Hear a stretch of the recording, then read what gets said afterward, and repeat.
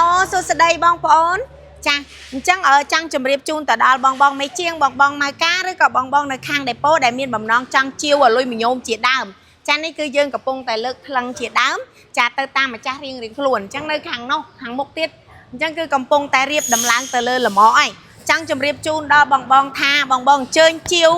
នៅប្រភេទអាលុយមញោមជាដើមចាថ្លឹងជាដើមចាគឺបានតម្លៃបោះដុំចាបញ្ជាក់ជូន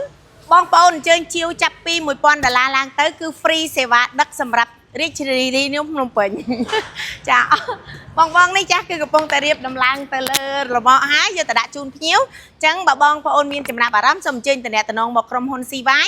យើងមានទីតាំងនៅលើផ្លូវ217ខណ្ឌដង្កោជាប់វីរៈបុនធម្មសាខាចំការដូងចាអរគុណបាយបាយ